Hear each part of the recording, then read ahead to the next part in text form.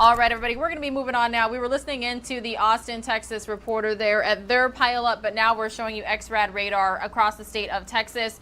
And currently joining us right here on News Now from Fox is Fox 35 Orlando's meteorologist, Jayme King. Jayme, thank you so much for joining us this morning. Pleasure.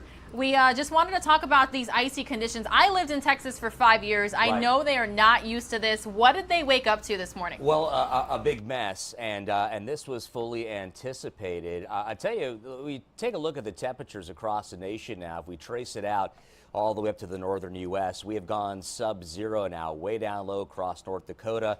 Minneapolis now at 8 degrees below zero. And we factor in the potential for the high winds. We talk about the wind chill factor there right now. We're looking at wind chills currently over the northern tier of the nation in that range of about 30 degrees below zero across the Dakotas and 21 below up there in Minnesota. So the big deal right now, what we're watching very closely here at our own weather center at Fox 35 in Orlando, is the potential for more of this very cold air to continue streaming southbound at this time. So again, everything originating, our source of cold air, way down south now across the southern leg of Texas. Again, everything emanating from the northern United States. So you can see around Austin, San Antonio, up to Dallas, that we've got that chill in the air. Current wind chills again here for you. But notice that little spoke of moisture now coming up right through the gut into the midsection of Texas.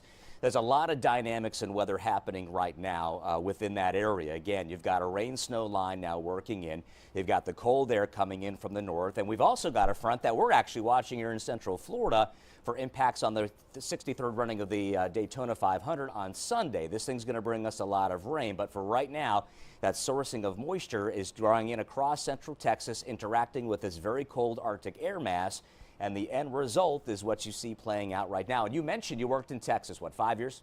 Yeah, absolutely right. So when the winter weather hits, sometimes they're on it, sometimes it's kind of slow going. Not knocking the Texas road management, but sometimes, again, they jump on it quickly, sometimes not. But bottom line is that there was a bit of a warning. We knew what it was coming, but for right now, as you pointed out, a dire situation on the roadways. All the highways, again, that cross central Texas up to Dallas-Fort Worth are a mess right now. Pretty good coating of ice. That's probably going to be the case for the rest of today.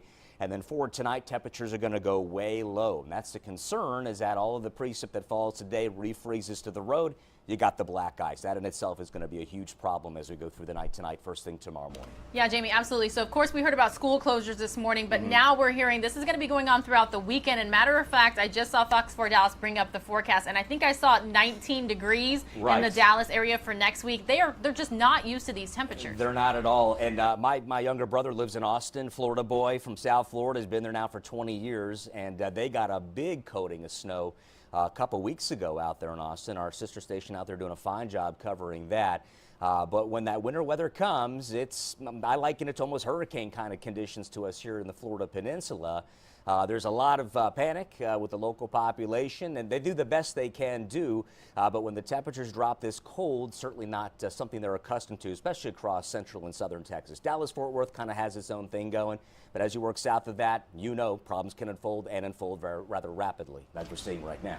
Yeah, of course, obviously they're going to be investigating the cause of the crashes out there, but likely black ice, right? Yeah, that's going to be a huge problem. Again, you pointed out these lows as we go into the coming overnights are going to be way down there. And all the precip that falls, whether it be rain down there in southern Texas all the way up to Austin, however the temperatures pan out, that will just refreeze. And we see it time and time again across the upper Midwest. Of course, they're accustomed to that.